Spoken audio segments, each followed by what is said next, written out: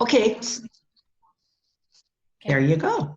So we'll do a roll call, and I'll start because on my thing it just like anyway. Marilyn Manish-Bucci. Nate Here. McDonald. Barb Fish. Dina Esposito. Elisa Teodori. Tara Alcock. Okay. And we have a visitor, but we have a visitor. We'll talk with her later.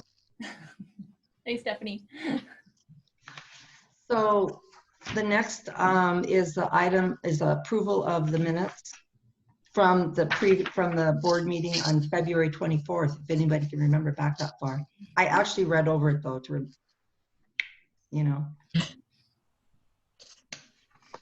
So we need a motion to approve those minutes. I move that we approve the minutes of the meeting from February 24th.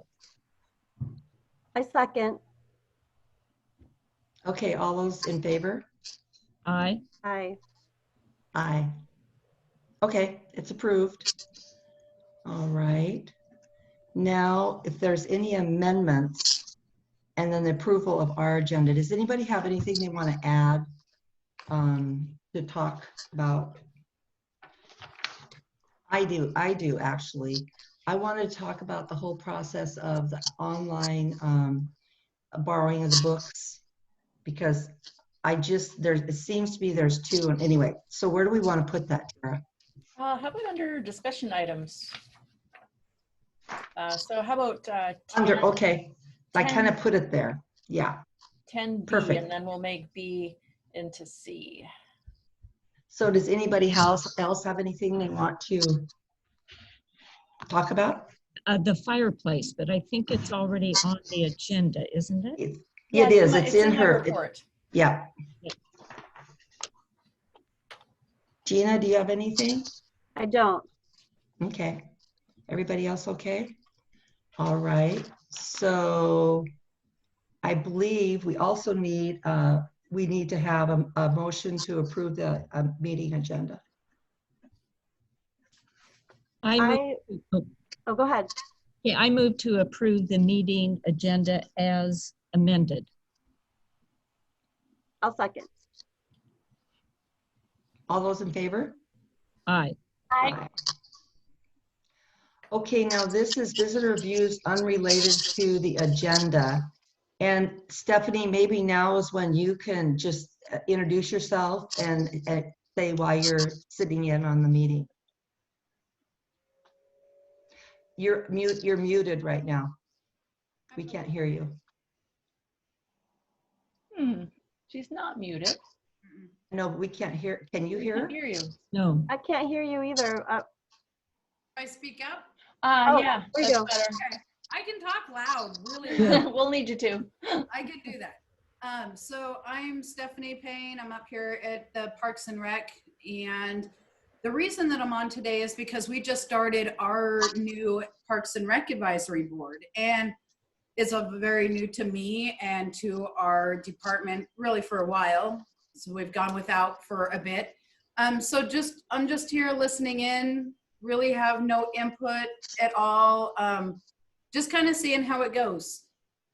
Kind of getting it. We have we had our first one, but that was really just kind of the layout so far and instructing everybody how it goes, setting up our meeting minutes, things like that. And then we have our next meeting, our next formal meeting on Thursday, the 1st. So I'm just kind of here listening in, seeing how it goes, seeing the flow, really. So. Okay, so under discussion items, if you have any questions about how it all went, because the discussion items are at the end, you can ask them then, okay? And I should point out that Stephanie is looking for board members right now. I am. Yeah, so if you guys know of anybody who would be a good Yeah, candidate. because we can't be on two boards, even though maybe some of us would like to. Yeah, you're sticking with me, but you might know some people. I'm not here to coach for sure. I'm not here to coach. But if anybody knows anybody, please send them. You can have them email me. They can email Deb Thompson until we kind of get everything rolling. But absolutely send them our way, please. And who is on the board now? So right now, we only have one person that managed to submit their paperwork in order to be on the ballot. And that was Brian Richards. But Okay. we also have two other people that are interested and have been in our meetings. They wrote an actual letter of interest, and that is Stephanie Hayes Oh, and Melina Marvin. Okay. And then we've heard of a few others that are interested, but still have yet to receive any paperwork from them or any kind of letter of interest officially. So we just have the three for right now. and how do the other two who aren't on the ballot, do we need to write them in? So we kind of brought that up with Deb at our last meeting. And what they're going to do is that after the election, we're just going to have them submit another letter of interest. Oh, okay. And then they will serve until for the next year, until we get to the next election, and then really kind of kick it all in officially. Okay, thank you. Yeah. Okay, great. Okay, so now we are going to hear the staff report from Tara. Okay. It's a long one. It's been a long time. Well, we haven't met since February. Yeah, and so Wow. if I don't cover something, please ask me questions, because I know it's just been a little strange, and yeah, so let me know if there's anything I don't cover. So I'll start with services and staffing. So we're still in this grab and go phase. Every library pretty much in the state of Alaska is in this phase. We did expand our hours earlier this month. We're now open evenings and Saturdays. Our meeting rooms and the teen room remain closed.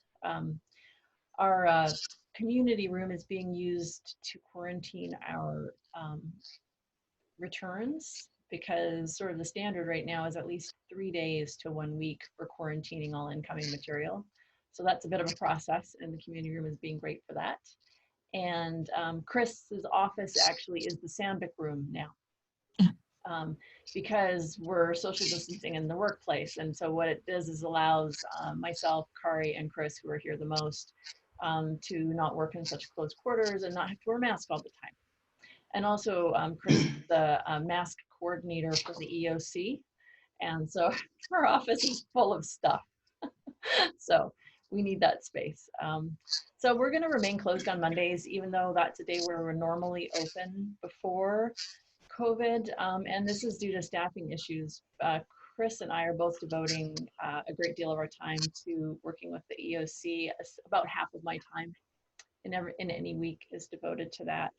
And I've got in here that one part-time person is unavailable to work due to COVID-related childcare issues. That was Heather, but Heather is going to come back and start working for us 8 hours a week, Good. starting October the 6th, which is awesome because everybody has a lot of paid time off that they have not used. Nobody's taken a vacation in the last 6 months. And so I've got some staff going out for medical and some staff that have to mandatorily use leave time. And so really glad Heather's coming back. Because we're going to need her to make that work. And also Christina will be leaving us close to the end of the year because she and Chris are moving to New Zealand. Yeah, so kind of exciting. He's going to be a temporary doctor there. So we also have one vacant student page position. Sarah Larson left us to go off to college, and we miss her. Liam Demko is our current page. I'm going to leave Sarah's position open because our checkout return rate is significantly lower than it used to be. So there's just not as much shelving that needs to be done. And the extra shelving that does need to be done is being picked up by Stevie Schmidt, one of our clerks, because she likes the hours and is very efficient. So we're going to leave that position vacant, but we'll eventually, when we're sort of back up to normal, refill it. Yeah, and so during all the strange and wonderful things we've had to do over the last 6 months, everyone has been wonderful. Like all the COVID mitigation stuff that we've had to do, the staff has been on board and they've been very good humored about it. And it's actually been kind of fine. Absolutely weird. I mean, I can't deny that it's been a strange journey, but it's good. We've got such a wonderful team here that it all went really smoothly, and opening as we are now is really, it's going really well. No complaints. not even that they have to wear a mask for 4 hours at a time, which surprises me. I'm always checking in to make sure that's okay, because honestly, I don't think it would be okay for me, but it seems to be okay for everybody on staff right now. So early on in our closure, we launched a community reading raffle. And what we did there is we didn't know what was going to happen in summer, and we had this $3,000 from First Bank that they had given us for the summer reading challenge or summer stream. And so I had this idea that we could approach them to repurpose that money for a community-wide reading raffle where we would give away $100 gift certificates for the community, just because there was a lot of uncertainty and stress around the future of businesses at that time. And so First Bank okayed my request. The Friends of the Library matched it. And so we were able to give away $6,000 in gift certificates for local businesses. So that was kind of cool, kind of unusual. And it was by far the biggest program that we've ever had. And you can see by the percentage, 13% of the population took part, which is really, it was kind of huge. Because I mean, not just reading, because lots of people read, it's actually logging in your minutes and staying on top of it. And it was really cool to see so many people engaged in the library program, not really something that we've seen before. So that was nice. Summer Stream, our summer reading program, was open to all ages this year. We only did cash prizes, not the fun swag that you normally see out in the library, because we didn't know when we were planning it, we would be open to the public. And so it was cash prizes. I think that the participation rates were a little on the low side, but that's just because it followed so closely on the heels, like the next day, literally, of the other program, that I think people just got a little tired. And so I think next year, Akari has some pretty cool ideas for ways we can mix things up, make it a little different. Maybe we've done one too many reading raffles this year, because we also had that one in January. So yeah, but we were just trying to make do with what the situation seemed to warrant. So in the future, Kari, so in the middle of all that's been happening, of course, Jess left her job early in April. We miss her dearly, and she's doing well from what I can tell in Sitka. And Kari took her position, and what a strange time to take the program coordinator position. It was really, but we didn't really know what was going to happen with that position. And she has just been doing amazing things. She's, of course, some of you know, she did work for us right before we moved into the new library is when she left. So about 7-8 years ago. She worked in a part-time capacity for us then. And so she is somewhat familiar with library stuff, but she's settled in brilliantly, and she's totally reinvented programming and is doing fun things like Storytime live on KFSK, which we can't unfortunately turn into a podcast due to copyright issues, but still it's fun, and glad we can still have Storytime because that's a core library program. We've also started a podcast and radio show called Homegrown Conversations for Curious Minds. And we just started that not knowing it would go on forever. And I think it's going to go on forever because Kari's getting really good at it. Now a radio broadcaster, this comes easier and easier to Kari. And there's just an endless amount of material, people in town that know stuff that are fun to talk to. And so there's kind of no limits on what Kari can do there. It's Carrie, kind can of I say something about that? Yeah. Carrie, she asked me if I would like to be on one of the podcasts about what's your favorite book to read. Oh yeah, were And you on that one? I was on it, yes. And that was great fun, actually. She set me up in the computer and I did it. It was my part was about 3 minutes long. The whole thing's about half an hour. And if she comes to you and asks you, would you like to be on a podcast? I think that's an affirmative. Anyway, it was really fun and I thought she did a great job. Good. I'm glad to hear that. And yeah, she does make it pretty painless. And she started to do more pre-recording too. I think a lot of people prefer being pre-recorded to being live on the radio. That's what I did. Yeah, because it was easier for me because I had to come to the library to pre-record. Yeah, and that way she can edit out the sort of awkward moments that happen. So it more and more they're going to be pre-recorded. So hopefully that'll attract more people to take a risk and go live, well, go on the radio. And what's cool about that with these programs is that really we're reaching a wider audience with library programming than we've ever reached before. Yes. I mean, at KFSK, it's about 600 people listened to the radio at that time. So it's a lot different than a program with 20 people. Well, and it's a podcast, so also people from out of town can listen to it. And Yeah, you can subscribe on iTunes, Mhm. add it to your list of podcasts that Right. you listen to. It's pretty slick. It was fun to learn how to set up a podcast. I never knew how to do that, so it was surprisingly easy. That's why so many people do it. Right. Yeah. So KFSK can track how many people are listening? It's an estimate, not a actual count. Okay. Yeah. Yeah, because I was wondering about that, how, if we had any sense of how many people were listening to the program. Yeah, from what I understand, KFSK samples listenership at various points during the year and then is able to produce some Okay. sort of an average, which is meaningful. So yeah, so it's funny, our statistics, even though our door count is significantly down, Right. our program attendance just like shot through the roof. So yeah, our statistics are all out of whack. That's a whole other story. But it's great. It's cool that Kari is able to reach so many people with her programs. Definitely not what we were expecting, but it's been a fun outcome. The next thing we're going to work on is a YouTube channel. Kelly Bakos. I don't know if you guys know Kelly, but she's a really fantastic independent filmmaker who's in Petersburg, really super talented. And she's going to help us with setup and with the initial recordings. So we're going to create like a template structure.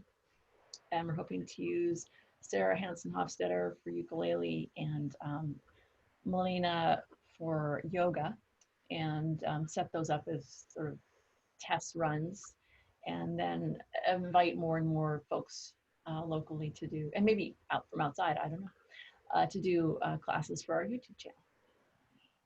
Yeah, so some libraries, they have Zoom meetings and then they broadcast them on YouTube, and we've decided that's terribly boring. And so our hope is that we're going to produce content that's a little more engaging than a recorded Zoom meeting, so people actually watch it. Rainforest Writers, Oren continued his workshops throughout the summer, and as usual, full capacity all the time. People love them, they rave about them, and there's plans to do more in the future. Oren and I decided to make the class free this summer, and as you'll see later in the agenda, I'd like to keep it free through the fall when he gets back and starts teaching it again. Yeah. And facilities maintenance. So the electric fireplace, Barb, you had a comment. My question is, can somebody come and turn it on? Does a staff member have to turn it on, or when can it be turned on? Well, right now, and because we're in grab and go service, it's all blocked off. Nobody Oh, can turn it okay. on. There's Okay. chairs all around it that are under a great big tarp. It's pretty ugly. But I think we can, now it's been a while since we actually set it up. I haven't been down there, but it's just simply an electric fireplace. So it's no different than turning on a light. So I think there's a switch next to it, and I think there's Okay. also a remote.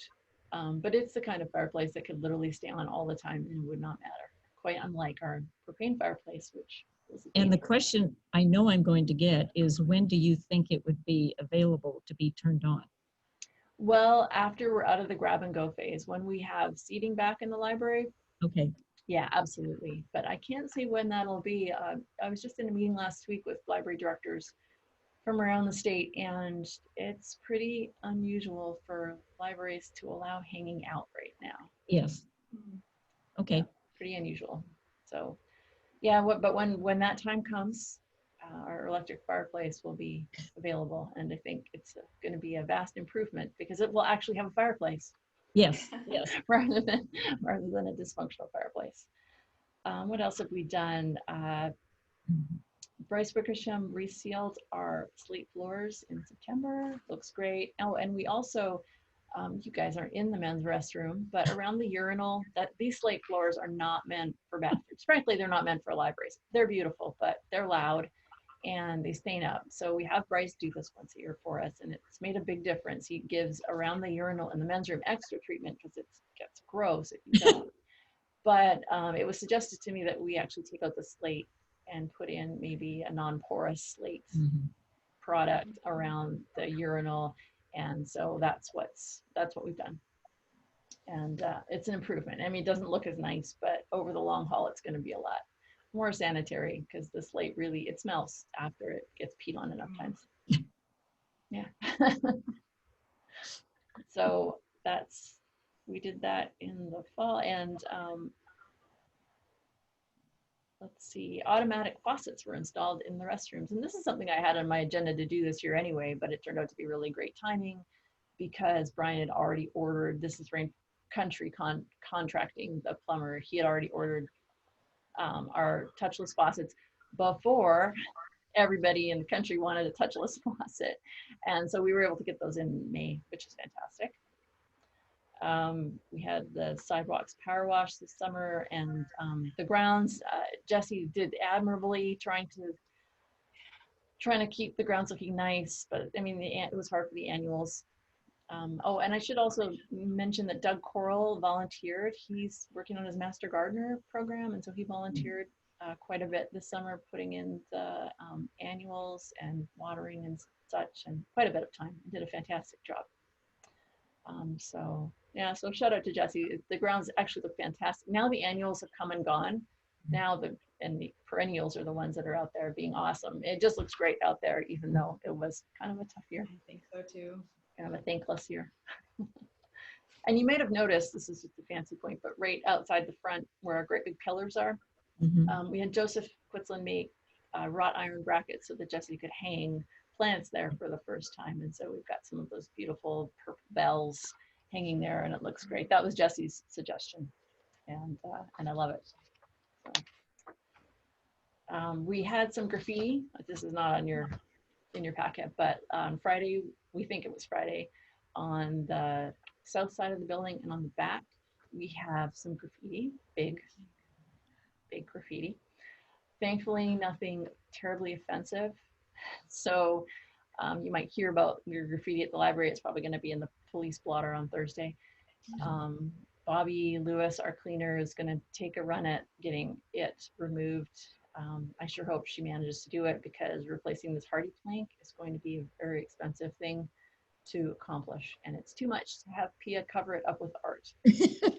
I wish it weren't, but but you know, at some point we're going to have to replace some of the hardy plank, which requires ordering some in, and so we'll see. I'll let you guys know if we have to go that route, or hopefully Bobby can work her magic and fix it for us.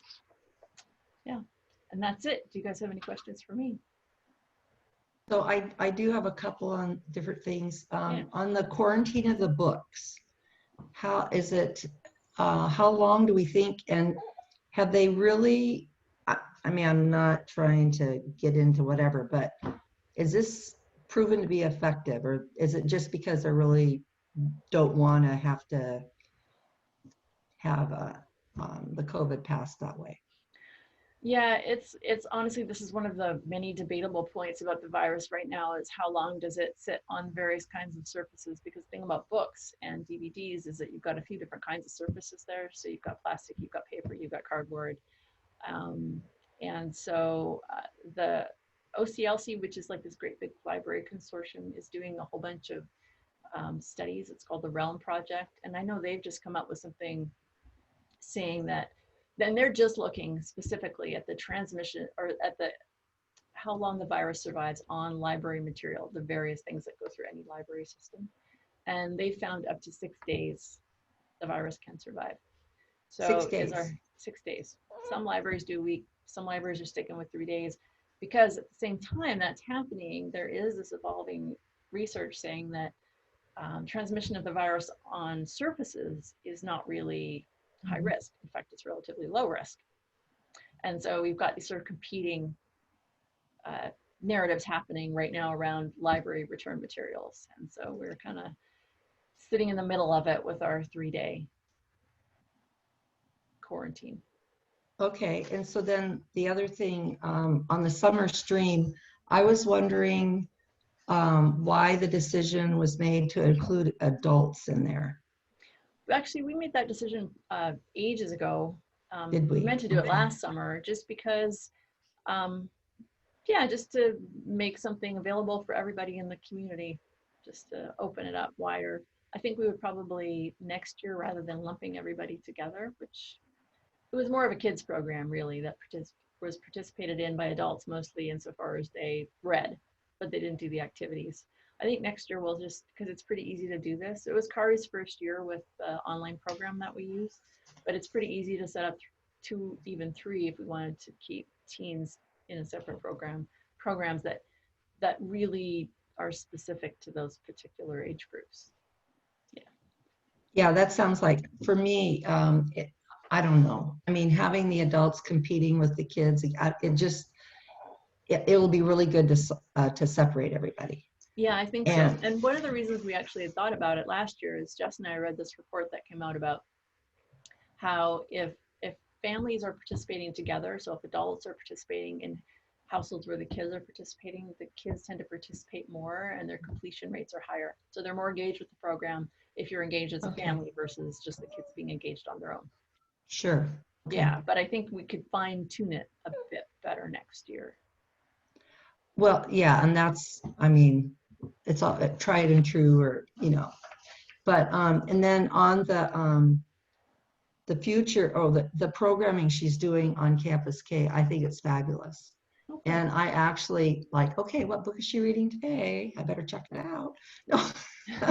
And I love that she, like the day she read Blueberries for Sal, that's the day she interviewed Joni about the blueberries on our island. I mean, that is just, she's doing a fabulous job. And I personally think, I mean, I'm like, okay, who's going to be on there at 10:30? That's how I'm, if I'm in the house, I'm listening for sure. I don't know about other adults. It would be interesting to know for sure. I don't know if we can do anything about that, but yeah. And Hunt is going to be on this Thursday, Hunt Parr, and he's telling everybody. We're going to have people from all over the world listening. Oh, cool. He did a face, he put on his Facebook page, he said, and you have to listen to the last 3 minutes because it's really good. And I'm like, okay. And then, I mean, like I said, he has people all over the world that do his yoga with him. Anyway, so wait a minute, was there one more thing? Well, let me just jump on there really quick, because it was really fun for me and my work partner Jane to come on. We did a little thing for doing archaeology on the Tongass with Kari, and that was really fun. And I was able to tell my parents Yes. that I was doing it, and so then they could tune in as well on Campus K, and they loved it. So it was really fun. And the fact it's in a podcast, you can look at it after the fact as well. So I have people who are looking at when I was on, and they're still doing it because you can still access it through the library webpage. Yeah, I know. Right. Actually, unfortunately, I wasn't on we didn't do the podcast one. We did the live Campus K one, and that was early on, and she forgot to press record, so we don't have it. Which actually has come back to haunt me like several times. He felt so horrible. But yeah, no, it was really fun. It was a really fun time though. So yeah, I really love what Kari's doing too. Yes.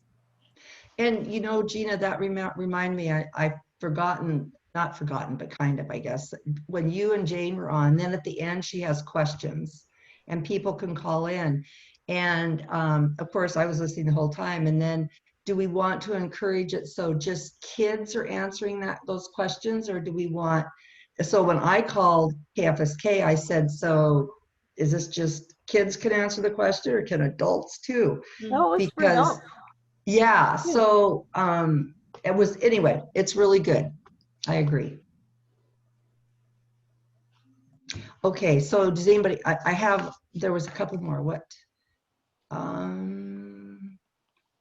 Oh, how's the budget doing? Where are we at from what you submitted and what was approved and all of that? Good question.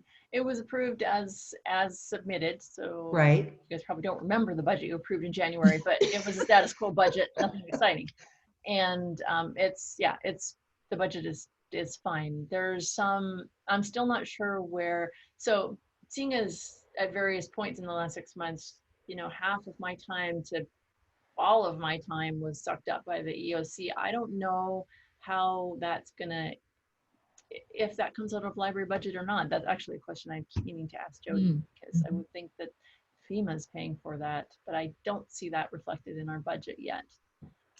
Anyway, that's an open question. But apart from that, our budget's doing great. Our purchasing of materials has gone down slightly, just because we don't have the volume of people coming through. And also we got another couple $1,000s from IMLS to purchase materials. So right now I'm purchasing off of grants anyway. Yeah, the budget's fine. Budget's great. Well, like I was thinking about the fact, like, like you said, your time with the EOC. So because the CARES money is paying for that, then in actuality, like you said, maybe the library budget should get money back for your time spent there. Or is that what you're thinking? Maybe it'll No, I think happen? that money would just roll back into the general fund. And Oh, so, because God, pretty okay. much every department head to varying degrees is in this situation. It's probably, Okay. it'll be the same for everybody. And rather than roll back into the library, because the library is part of the general fund, it'll just roll back into the general fund. Okay. Okay. And we'll hopefully see how that looks from Jody at some point in the coming months. Right. Yeah. So does anybody else have any other questions about do. the- Yes, Marilyn, I do. When the books are returned to the book drop, how were they processed as far as getting them to the community room? Does somebody wear gloves? Are they taken out once a day, or how does that whole procedure work? Well, Chris read all the science, because I don't know if you guys know, but she's got a background in science. Chris read all the science for us back in whenever we started accepting returns. We have a sheet that everyone has to follow, and only 3 people handle returns. We don't do returns at the front desk. You probably know this. Right. So once a day, it's usually Kari or Chris or Stevie will go out and with gloves on, with a mask on, and move the materials on a cart directly into the community room, Right. stack them up in the community room, they date them. So we know when they came back, and then they Right. wipe down the cart, and we don't touch them for 3 days. Okay. Yeah. So the fact that they're sitting in the community room where I'm sitting right now is, as long as there's, with the air circulation, if there's COVID on the books, is that an issue? No, just don't touch them. I won't. I won't. Okay. Do you guys don't wipe the material that is returned at all? You know, initially we were, but it was so much time. Wow. And also how you wipe them, how you wipe surfaces, how long you leave stuff on the surfaces, and just getting wipes back. I mean, we finally, Stephanie knows, we just got our certain wipes we ordered months and months ago. So, you know, so Chris is figured that wasn't necessarily what was warranted in the situation, but we gave it a good amount of thought at the beginning. The airlines are coming out with some sort of spray, and I don't know what exactly it is, but they spray it in the airplane before people board, and it's supposed to last for 3 or 4 days. Oh, 3 or 4 So days. I There are foggers, and we actually have a fogger. And actually, Stephanie would probably have more to say about this than me, because we've not had to use ours because we are closed and our cleaner comes in Yes. and cleans everything. Right. But the Parks and Rec department has moments where they're just closed for like what, an hour, Stephanie, and then you Oh. fog and reopen. So we have, we call them snuffleupagus because it looks like snuffleupagus.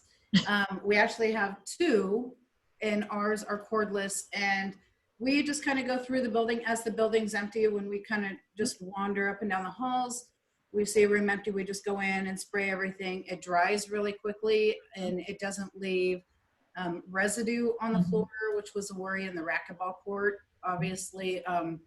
So it dries really fast. It's super easy to use. And so we have one down here at this end. And because we've just started the basketball season and we have different user groups are starting to use the gym again, we have another one down in what we call the North 40 storage. And so it stays back there for the basketballs to disinfect all of that stuff down at that end. So we actually have 2 in the really handy. Wow. It's so fast and easy. And It's how really often do you do that? It just depends, because I don't close the rooms. We'll go in and we'll spray a room as we see it's empty. Okay. We'll just shoot in there real quick and spray everything and walk away. And so we do it throughout the day, but there's no real set time intervals because it just depends on patron use. Yeah. So, but they're really handy. Great. I like them. Yeah, I might follow up with you, Stephanie, just because MDT, we've been looking into similar things. So in the future, when we can start, we're trying to see about how we can have kids in our studio. But anyway, I might follow up with you to see like the details of where and how much they were and stuff like that. Sure. Yeah, I've got that information. And Chris Cotta did all of our ordering of them, and they're about $7.50 a piece just for the fogger itself. And this is Snuffleup, I guess. Uh-huh. There it is. Yeah. So this is Snuffy, and then his brother Aloysius is down in the gym.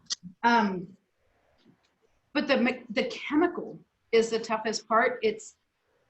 We use this, it's called ProCure, and it comes from the same company we bought those for. This packet costs $95 on sale. So, Yeah. but they work great.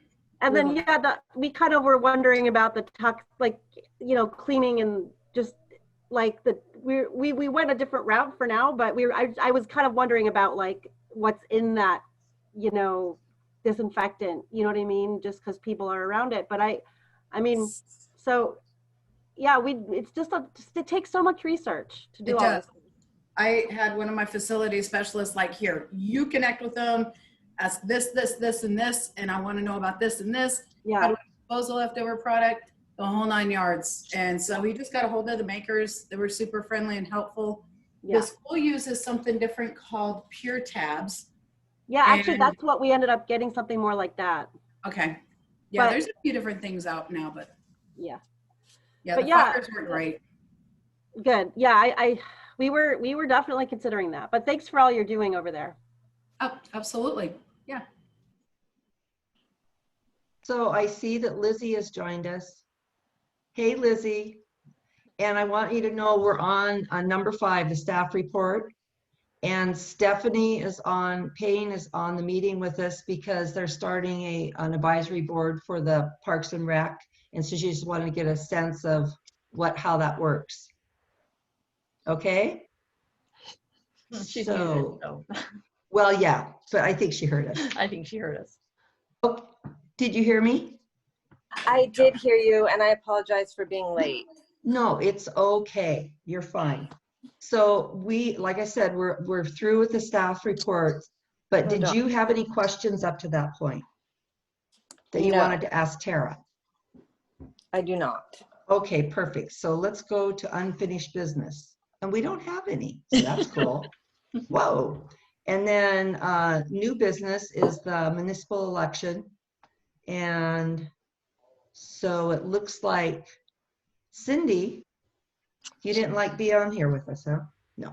You're retired, so you really want to retire? I'm sorry, I can't continue. I've really enjoyed it.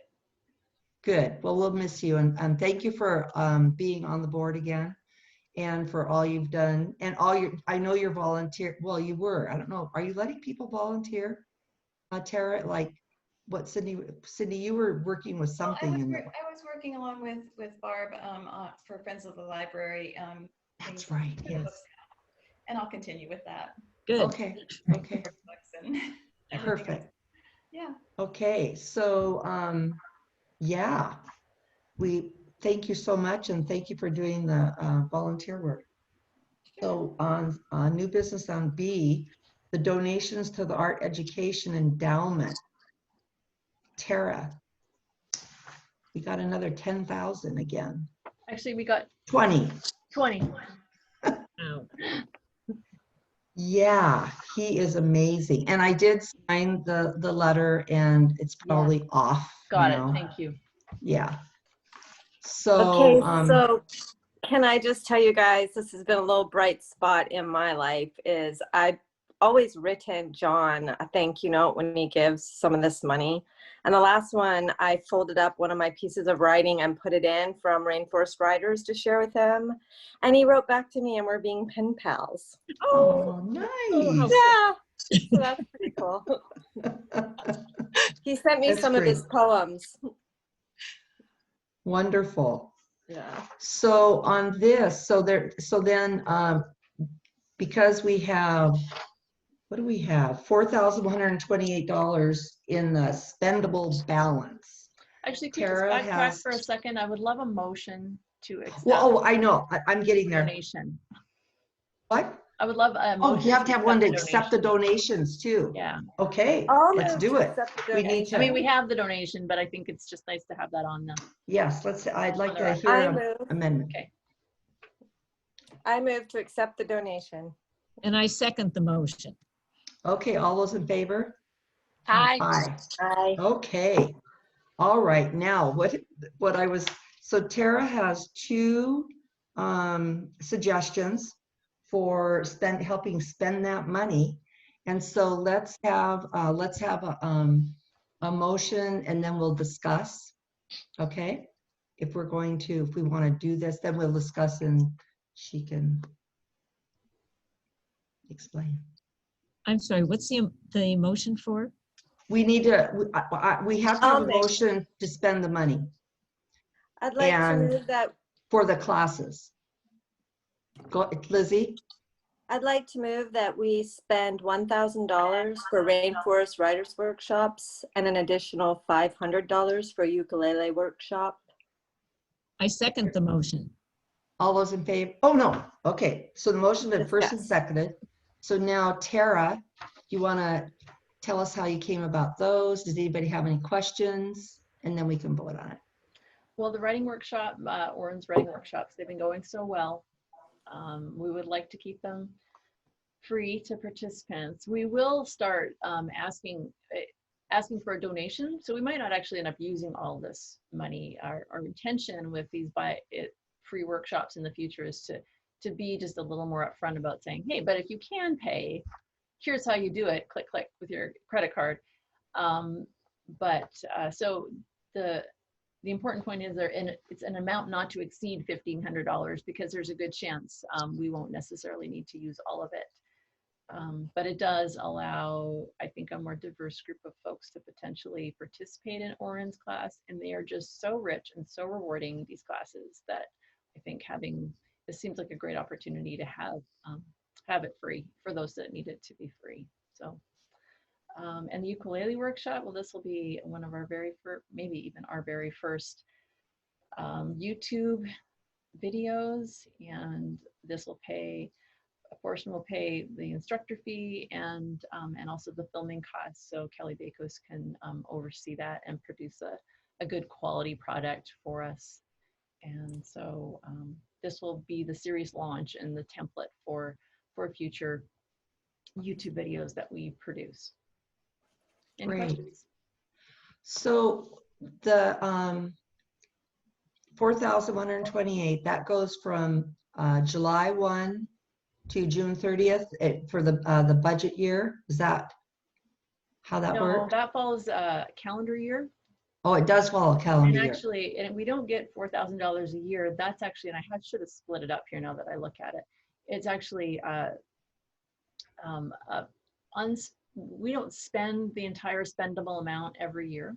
So we Right. carry over a balance, fairly significant balance, because often I'm able to find grant funding from other sources and preserve the spendable amount here so that it builds up a little bit. So if we need it in the future, it's available to us. So I don't have the sort of typical annual spendable amount total right now. I think it's a little over $2,000, but don't quote me on that. This is a cumulative total of unspent spendable amounts over the previous years, Okay. in addition to And- the annual. You know, with why John is doing this, I feel like giving the classes free and using that money, great.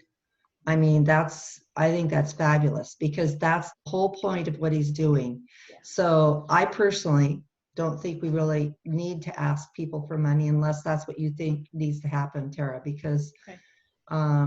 look how, I mean, we're not spending it all every year anyway. So that's just my personal, So anybody else have anything they want to say here?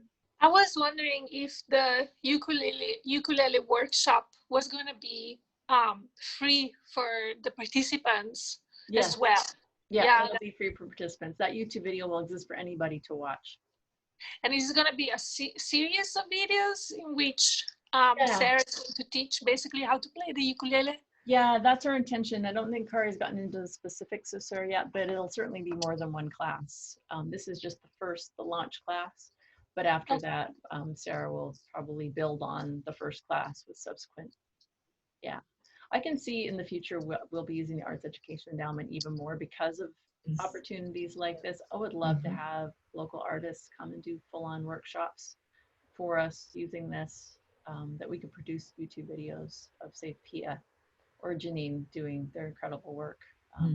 So, yeah. Oh, what a treasure to keep for time. Any kid could take a class from Pia. Yeah. Any person. Right. Yeah. Yeah. Right. Yeah. Yeah. That's brilliant.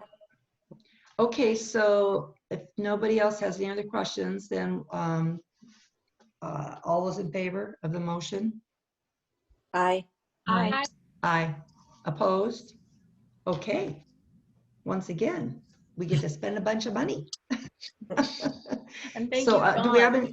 I should let you all know that John will be watching this recording after. And so this is an opportunity for us to all say thank you, John. Yes. Thank Thank you. John. Thank you. Thank you so much. Yeah. Fabulous. So, under communication, do we have any communication, Tara? No communication. Nope. Okay. Discussion items. The Friends of the Library updates, Barb. Yes, Cindy and I sorted books on, what was that, the 24th, last week. And there were quite a few books. And right now there are 3 carts out in the library by the DVDs for people to come in and look through them. And I didn't look before I came in, but Chris was going to do a sign that said, go to the front desk to put your donation in. So I'm assuming that's been done. So I will refill the carts today since I'm here. It shouldn't take me that long. And then if somebody wants to bring books, what is the answer to that? If they want to donate books to the Friends for the book sale? Because I get donations handed to me all the time. We're not accepting donations. Our public messaging is that we're not accepting donations at this time, just because they have to go through all the same materials handling procedures that our return materials do. And so I would be reticent to let people hand you boxes of their stuff. Well, they haven't handed me boxes. These are people in the harbor who haven't seen anybody else for weeks, and they hand me a bag of books or DVDs. Yeah, I think the front desk staff were a little leery because people would come with the stuff right to the front desk, and so we're not able to follow our proper quarantine procedures because of that. And so we'd like to hold off and maybe just work through the backlog of materials, and then maybe at a certain point, hopefully when quarantining is no longer necessary. Yes. Another option is, to work with Chris on cleaning the incoming donations. But I think as long as we can hold off on it, the better. Okay.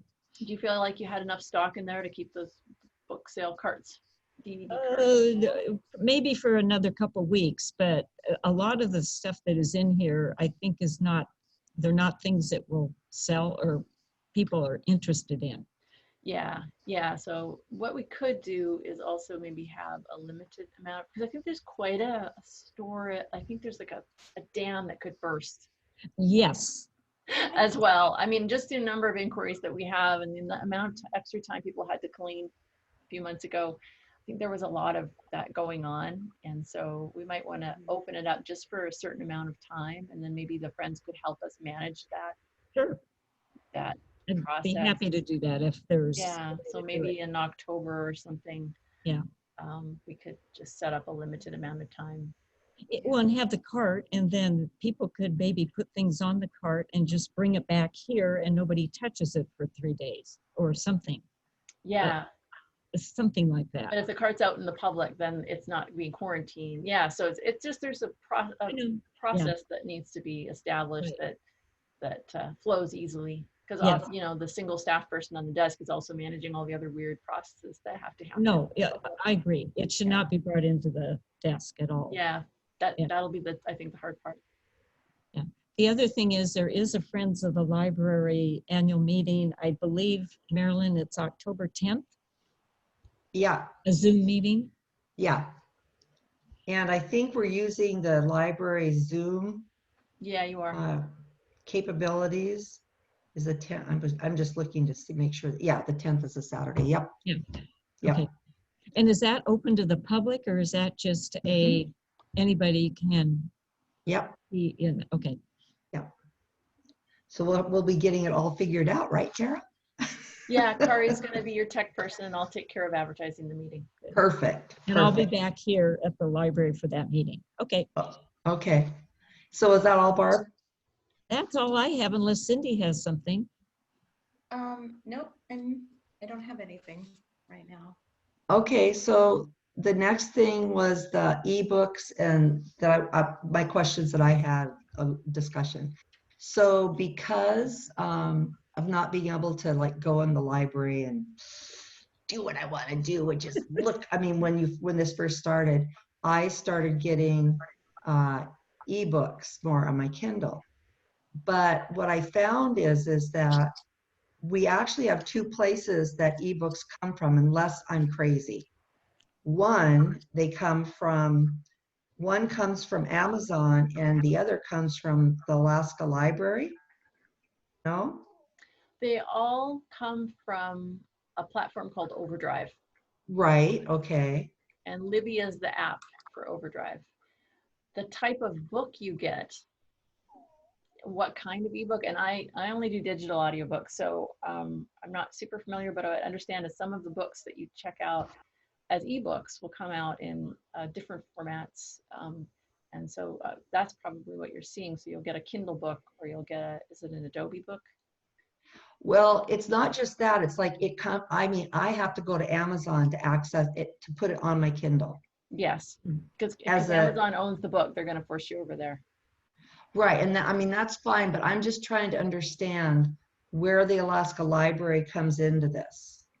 I mean, are they in? That's basically the umbrella organization for the whole thing. So the Alaska Okay. Library Network, and it's actually, so the Alaska Library Network isn't just the digital books. It's actually a consortium of libraries that group buys all sorts of different things. But the Alaska Digital Library, that's the website that you actually go to check out books. So the Alaska Digital Library is it is our Overdrive product branded for Alaska.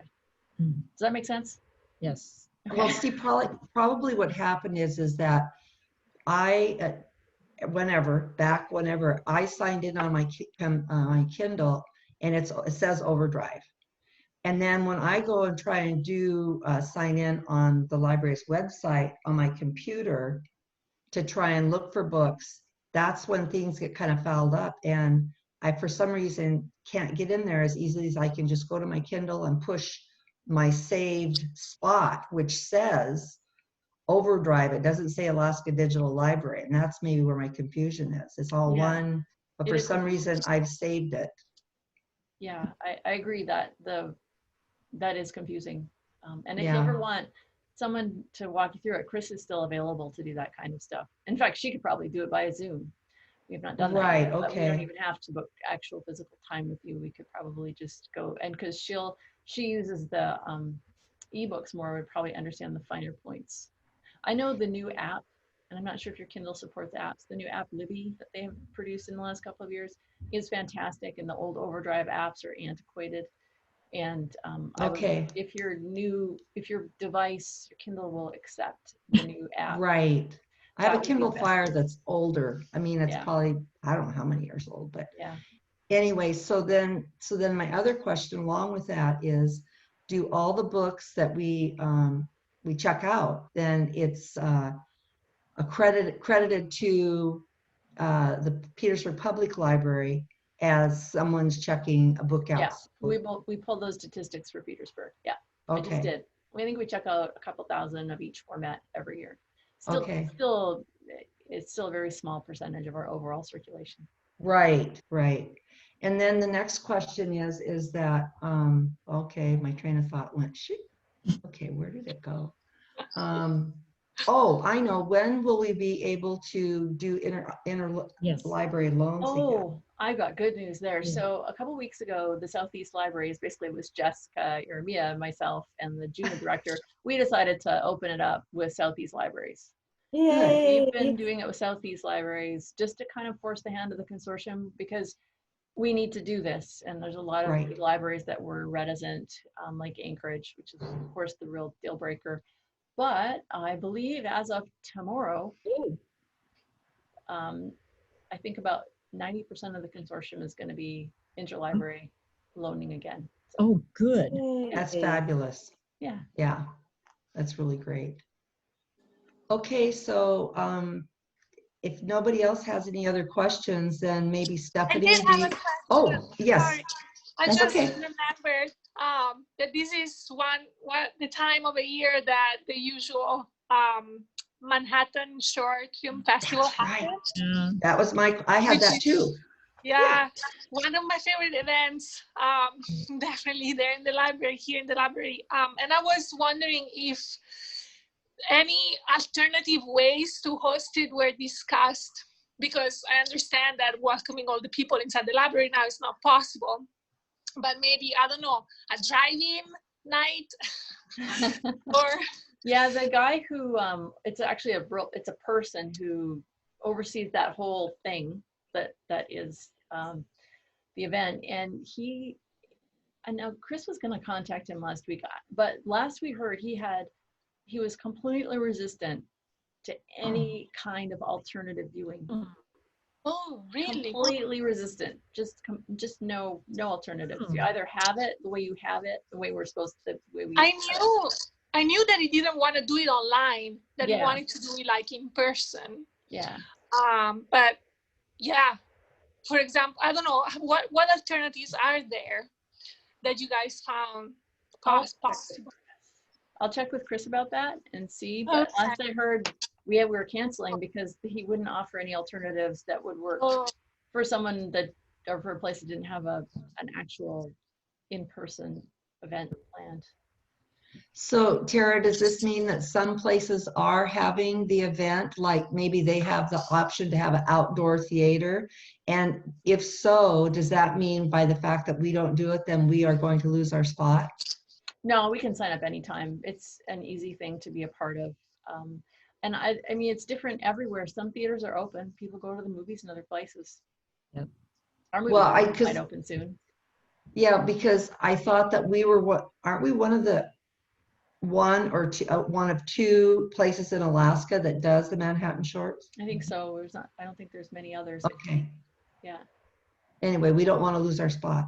No, we won't. No, he's happy to have everybody on board. I'm sure this will be something that as soon as things settle down, we'll be adding right back in. But in the meantime, I'll check with Chris and see if there is any possibilities. Because Would it he be allow happening now? Really, Would he it's probably allow too late to join now. Yeah. Would it be in the spring instead of the fall? Would it be possible to no? No, he tightly controls the days that you can offer, and it's usually like the last week of September and the first week of October, and then that's it, because the voting needs to happen. And then we don't have public performance rights on the DVD that will come a year later. Yeah. Right. It's Okay, good question, we were really Elisa. excited about doing it online because he could have easily put a paywall up, and we could have hosted it, but yeah. Oh, that's it. Oh man. Okay, any other questions? Okay, Stephanie, do you have any questions for us? No, I don't. But I have a Okay. huge thank you for letting me join in. I'm sorry I had to take off and deal with my timesheet. I have to get turned in. So, yeah.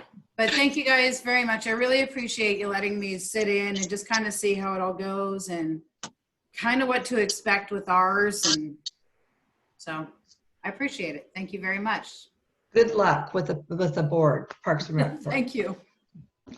Okay, everybody. So the next meeting, Tara suggests Tuesday at 10 a.m. And 10 a.m., it's because noon is not a good time for you. Is that what it is, Tara? It's nice for us to do it when the library is closed in case we need technical assistance of some kind. And also Okay, just- gotcha. yeah, just a little bit smoother. How do you guys feel? I think maybe it doesn't break up your day so much if we do it earlier in the day.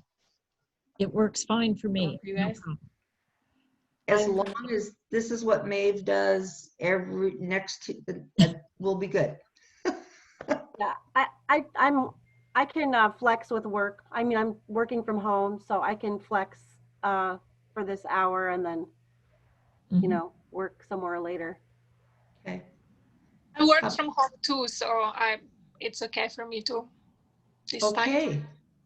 So the next meeting tentatively is Tuesday, October 27th at 10 a.m. Or that will be the next meeting. Mhm. 10 a.m. that was tentatively because you wanted approval. Yeah. Okay, got it. Okay. So if there's nothing else, I hear a motion to adjourn. I move we adjourn. And I second it. All those in favor? I Aye. Aye. Okay, well, thanks for facilitating the Zoom meeting, Tara. Yeah, thanks for being game for this. It went pretty well, I think. Yes. Yeah, I think it went Yeah. great. Yeah. Sorry I was late. That was just a complete chemo brain thing. It's okay, Lizzie. You're you're totally entitled. We're just glad you Well. joined us for what you did. It's good to see Okay, you. well, Good thanks. to see you all. Thank you, you too. Yeah, good to see everybody. We'll see you next time Yep. or on the street. On No, the street, yes. maybe. Bye all. thank you. Bye.